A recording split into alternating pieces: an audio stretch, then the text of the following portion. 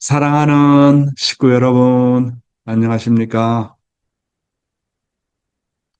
오늘은 하나님의 계시는 언제 내리는가라는 제목으로 말씀을 나누고자 합니다.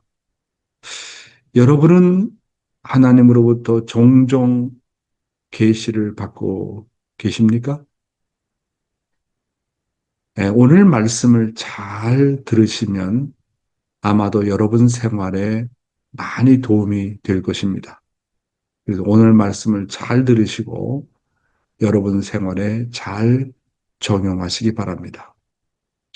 먼저 성경에서 하나님의 계시는 인간에게 어떻게 내려졌는가에 대한 내용을 한번 살펴보도록 하겠습니다.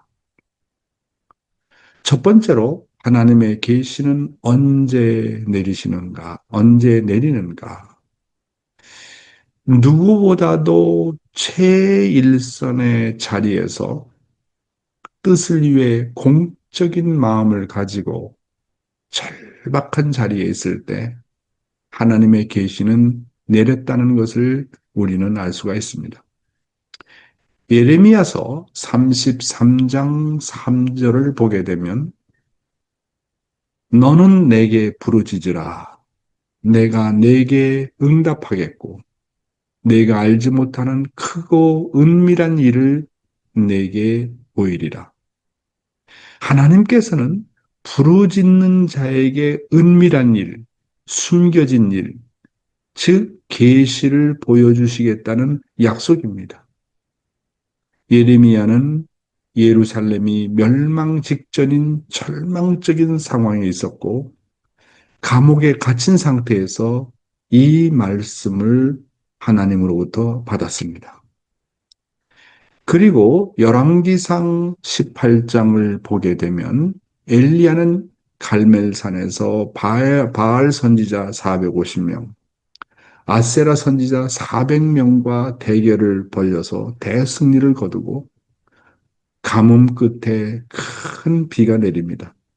그런데 계속 이사벨 왕후는 엘리야에게 보복하겠다고 협박을 합니다. 엘리야는 생명의 위협을 느끼고 광야로 도망을 가서 로뎀나무 아래서 죽기를 구하며 절망에 빠집니다. 여호와여, 넉넉하오니 지금 내 생명을 거두시옵소서. 나는 내 조상들보다 낫지 못하나이다. 그때 하나님의 위로와 계시가 내립니다. 천사가 그에게 떡과 물을 주며 회복시킵니다.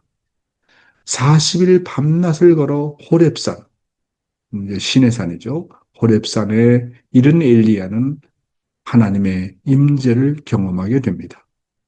그때 하나님께서 엘리야에게 말씀하시기를 열왕기상 19장 18절입니다. 그러나 내게 이스라엘 가운데 7천 명을 남기리니 다 바알에게 무릎을 꿇지 아니하고 다 바알에게 입맞추지 아니한 자니라. 엘리야가 절망적인 상황에서 부르짖었을 때 하나님께서는 엘리야에게 하신 말씀이 사탄 입장인 바알에게 무릎을 꿇지 아니한 자가 7천 무리나 남아 있다고 했습니다.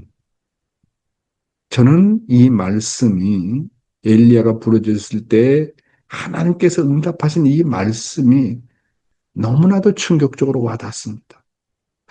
엘리야가 바라볼 때는 너무 어렵고 힘들고 좌절하고 차라리 내 생명을 거두어 가라고 하지 않습니까? 차라리 죽겠다는 얘기 아닙니까? 그러니까 현실을 보면 캄캄하고 자기가 죽을 수밖에 없고 스트레스가 너무 쌓이는 거예요. 차라리 죽어야 되겠다 그렇게 생각할 때 하나님께서 응답하신 걸 보면 사탄 입장인 바알에게 무릎을 꿇지 않은 사람이 7천 무리가 남아있다. 너 무슨 소리 하냐? 여러분, 이 하나님께서 응답하신 내용이 저에게는 너무너무나도 정말 감동적입니다. 우리가 너무 현실에 치중하다 보면 하나님은 아무것도 하지 않는 것처럼 보일 때가 있습니다. 도대체 하나님 살아있어? 죽어 있어? 하나님이 있다면 이렇게 할 수가 있어? 이렇게 하나님께 항거하는 마음, 하나님에 대해서 정말 좋지 않은 마음을 가지고 우리가 생각할 때가 있지 않습니까? 그 다음에, 이렇게 지금 어려운 현실인데, 일본의 어려운 상황이라든지, 지금 검찰에서 뭐 조사가, 내려와가지고 어머님도 또 불려가지 않을까, 뭐 여러 가지 걱정을 하면서 우리가 생각할 때가 있지 않습니까? 영계에 먼저 가신 참 아버님이 정말 이 지상을 돕고 계신 거야? 그렇지 않은 거야? 의아해할 때가 있습니다.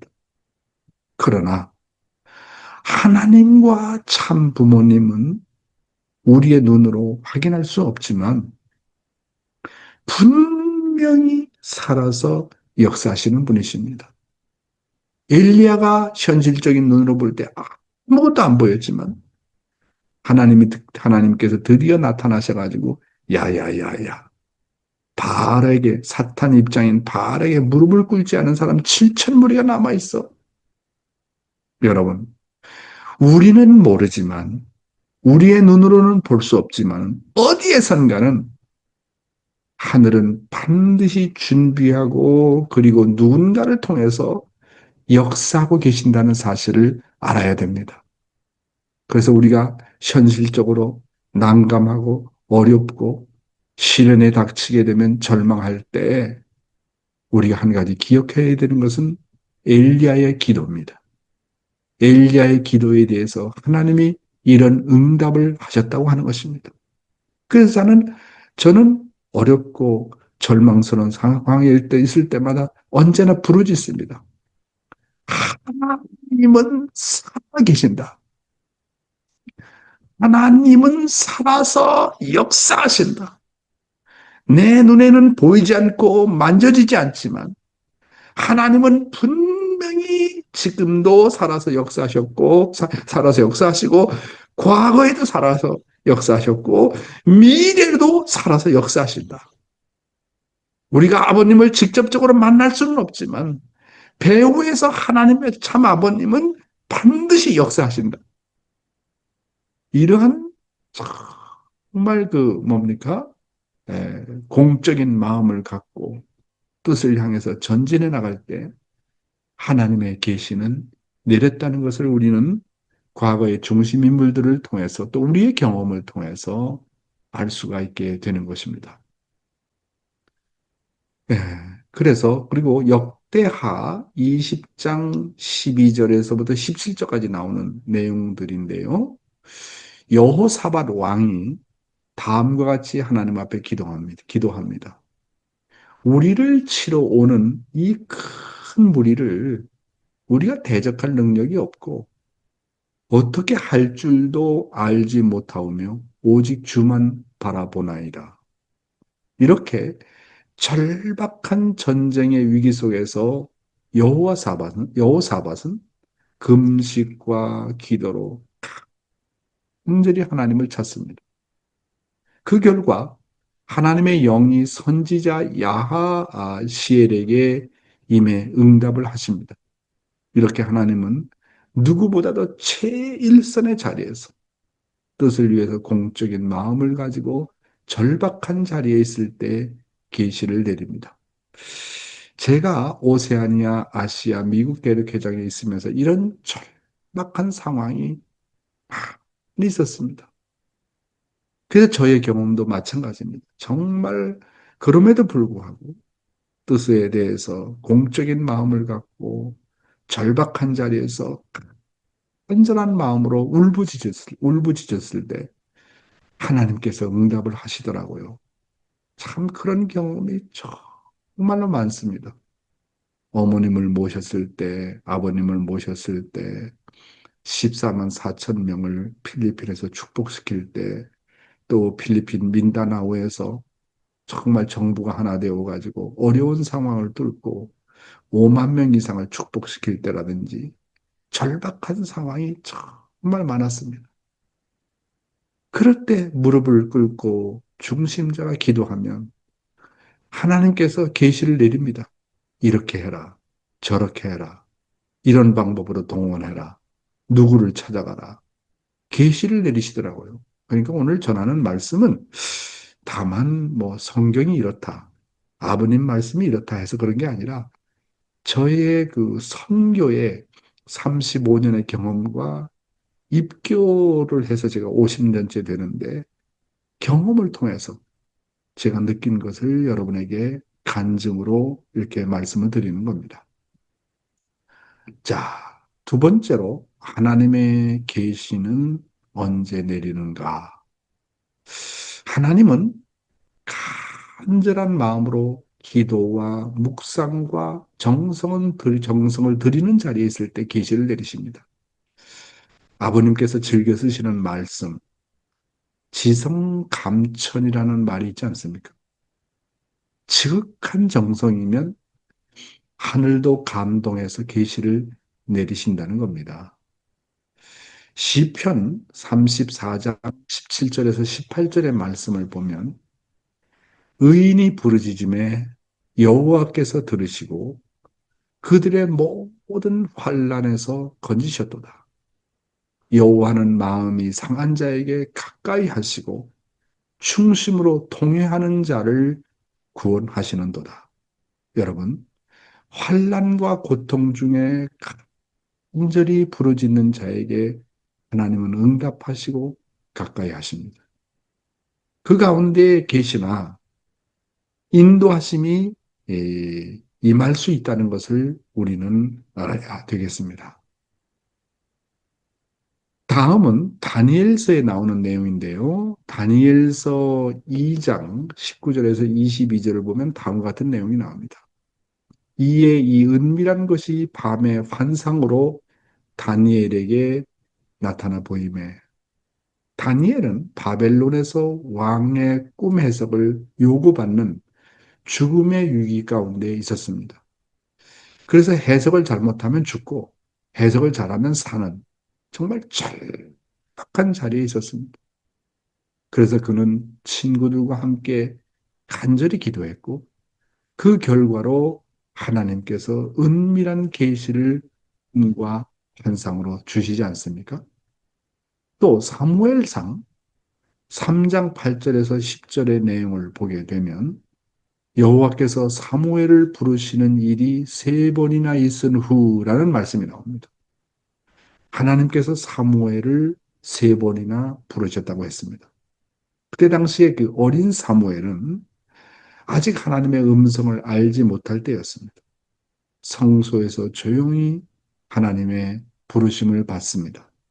시대적으로는 말씀이 희귀한 영적 침체기였으며 하나님을 찾는 사무엘의 순결한 마음 가운데 하나님의 계시가 임했습니다. 이런 내용을 보게 되면 우리의 기도는 간절해야 됩니다. 그래야 하나님이 응답하신다는 것을 알 수가 있지 않습니까? 여러분, 물이 백도라야 끓는 것처럼 우리의 정성이 백도가 차야 하나님께서 응답하시고 계시를 내려주신다는 말씀입니다. 한국말에요. 사무친다는 말이 있습니다. 태국말로 어떻게 표현해야 될지 모르고 일본말로 어떻게 표현할지 모르겠지만 한국말에는 아주 사무친다는 말이 있습니다. 우리의 기도가 너무너무나도 사무쳐서 하나님이 바라볼 때도 동정할래 동정할 수밖에 없는 입장까지 나가야 됩니다. 사탄도 우리의 정성에 감동할 수 있어야 됩니다. 그래서 사탄까지도 저 사람이 저렇게 정성을 들이는 거 보니까 나도 감동해가지고 사탄도 감동해가지고 참소할 수 없는 조건을 만들어야 되는 겁니다. 그러면 하나님이 나타나시는 거 아닙니까? 참 아버님께서 16세가 되던 때 부활절입니다. 하나님 앞에 간절히 무릎을 꿇고 기도하지 않았습니까? 그때 예수님을 만났고 자기 자신의 소명을 자각하였습니다. 여러분, 하나님의 계시가 언제 내린다고요? 간절한 마음으로 기도와 묵상과 정성을 들이는 자리에 있을 때 하나님의 계시가 내린다고 하는 것입니다. 자, 그 다음에 세 번째로 하나님의 계시는 언제 내리는가? 어느 누구를 대하든지 상대를 성인처럼 귀하게 생각하고 상대의 이야기를 들어주고 어떤 만물이든지 귀하게 성물로 대하는 자세를 가질 때 하나님의 계시가 내립니다. 그래서 아버님은 언제나 우리들에게 하시는 말씀인데 그 말씀이 길어가지고 요약을 여기다 했습니다. 첫째는요, 사람을 성인으로 대하라고 하는 것입니다. 거룩한 사람으로 대하라. 한 사람 한 사람을 하나님의 아들과 딸로, 하나님을 대신해서 나의 아들과 딸로 대하고 성인으로 대할 때 하나님이 그 귀한 마음에 계시를 내린다고 하는 것입니다. 그러나 상대를 인간적으로 생각하거나 그저 습관과 형식을 중심해 가지고 대하게 되면 사람을 귀하게 보지 못하게 됩니다. 그러나 사람을 귀하게 여기고 상대방에게 귀를 기울이면 하나님께서 이런 나의 마음의 자세에 직접 역사하시고 계시를 내려주십니다. 그래서 그 사람에게 무엇이 필요한지, 그 사람을 어떻게 하면 기쁘게 할지, 그리고 그 사람의 문제를 어떻게 해결해 줄 수 있는지에 대해서 계시를 내리십니다. 그래서 이런 생활이 습관화가 되면 내 자신이 계시의 실체가 되는 것입니다. 이제 두 번째로 만물을 성물로 대하라 그런 아버님의 말씀이 있습니다. 만물은요 하나님의 거룩한 몸입니다. 만물 하나하나에는 하나님의 사랑과 창조의 심정이 깃들어져 있습니다. 그래서 만물을 대할 때 하나님께서 이미 거룩한 손으로 다 하나하나 터치했다, 접촉했다. 그런 거룩한 물건이라고 생각하라는 것입니다. 이렇게 만물을 귀하게 대하고 하나님처럼 모시는 마음으로 대하면 자연과 대화를 할 수 있다. 그렇게 말씀하셨습니다. 만물은 인간보다도 급이 낮지만 인간처럼 지정의의 감성을 가지고 있습니다. 인간은 타락했기 때문에 오히려 만물보다 못한 자리에 있다고 말씀하셨습니다. 그래서 참 아버님은 산과 바다와 바위를 붙들고 오셨다고 하셨습니다. 이렇게 만물을 귀하게 여기고 만물을 모시는 마음을 가지고 있는 사람에게 심정적인 대화가 가능하고 하나님의 계시가 내린다고 하셨습니다. 그래서 저는 만물도 사람처럼 인격을 가지고 있다고 생각하고 주고받아야 된다고 생각하고 있습니다. 여러분, 그러니까 첫째가 뭐라고요? 사람을 성인처럼 대해라. 하나님처럼 대해라. 두 번째는 만물을 정말 귀한 성물로 대해라. 세 번째로는 하늘을 효종으로 모시라는 것입니다. 효자는요, 부모와 자식 관계를 제일 생명시합니다. 효자는 부모를 떠나서는 그 어떤 것도 생각할 수가 없습니다.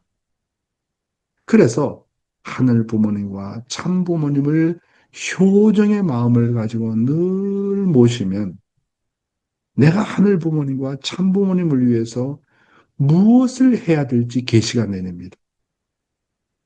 섭리적으로 볼 때 중심 인물들은 하나님 앞에 절대 신앙, 절대 사랑, 절대 복종의 효정의 마음을 가지고 하늘 앞에 충성했던 인물들입니다. 저는 때로 정말 생각을 자주 했습니다. 하나님, 이런 입장에서 어떻게 하늘 부모님을 기쁘게 할 수 있을까요? 그렇게 정말 내 마음 가운데 그런 효정의 마음을 가지려고 하고 효정의 마음으로 하늘을 생각하고 참부모님을 생각할 때, 정말 제가 최일선에 서 있었잖아요. 대륙회장으로서. 그러면 하늘이 응답을 해 주십니다. 계시를 내려주십니다. 그리고 네 번째는요, 나의 마음과 몸을 하늘의 마음과 성전으로 취급하라는 것입니다. 나는 하나님의 마음과 몸을 통해서 태어난 존재인 것입니다. 나는 내 것이 아니라 부모의 것입니다. 하나님의 것입니다. 이렇게 나를 나로 취급하지 않고 하늘 것으로 취급하면 하나님께서 직접 간섭할 수밖에 없습니다. 이런 사람에게 늘 하나님이 임재하시기 때문에 나자 하나님이요 하나님이자 나의 관계가 되기 때문에 늘 하나님의 계시가 내린다는 참부모님의 말씀인 것입니다. 그 다음에 하나님의 계시는 언제 내리는가? 네 번째로 매사를 하늘의 관점에서 생각하고 판단할 때 하나님의 계시가 내립니다. 이런 상황에서 하나님이라면 참부모님이라면 어떻게 생각하실까?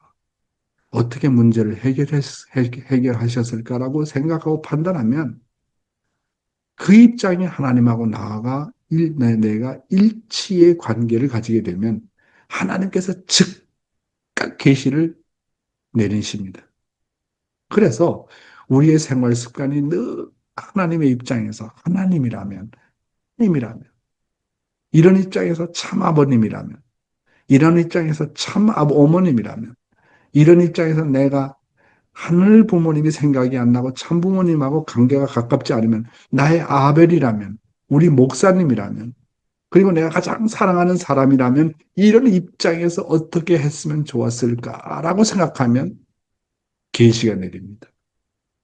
왜 그러냐 하면 그것은 나의 입장을 완전히 부정하고 상대방의 입장에 서서 생각하고 상대방의 입장을 통해서 물어보려고 하는 마음 자세이기 때문에 하나님이 간섭할 수밖에 없어요. 하나님이 계시를 내려줄 수밖에 없는 것입니다. 그러니까 자기를 완전히 부정해야 됩니다. 나가 없다는 입장에서 하나님이라면, 참 아버님이라면, 참 어머님이라면, 아벨이 나의 사랑하는 아벨이라면 그런 입장에서 생각하게 되면 응답이 내린다고 하는 것입니다. 다섯 번째로 너와 나, 가인과 아벨, 주체와 대상이 하나 되는 자리에 있을 때 하나님의 계시가 내립니다.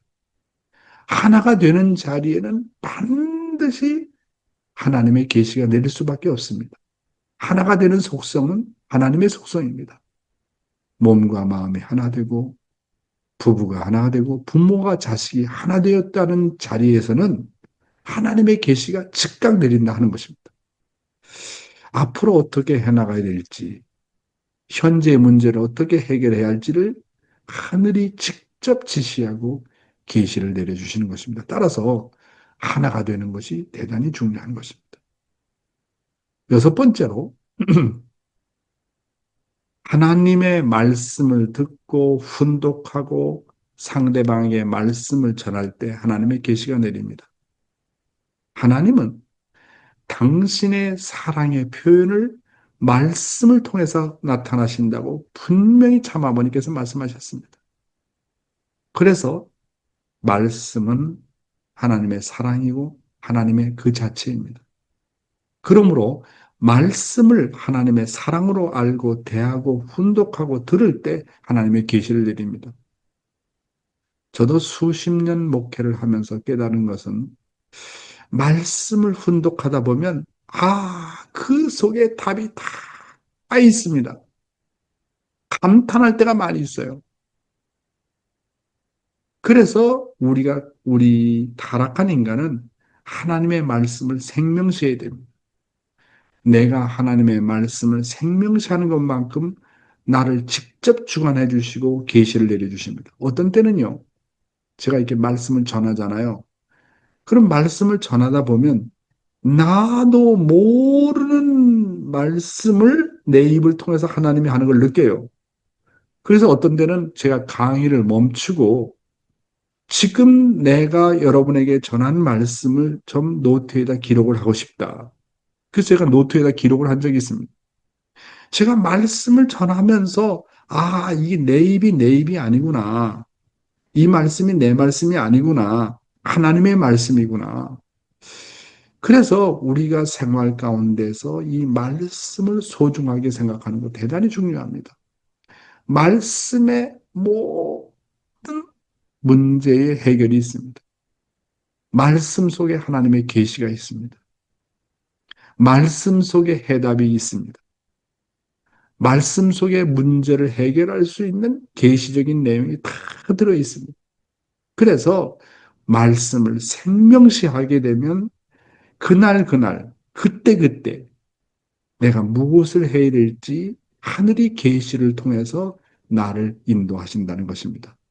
오늘은 하나님의 계시는 언제 내리는가 그런 내용을 가지고 말씀을 드렸습니다. 오늘 말씀은 여기서 마치겠습니다. 감사합니다.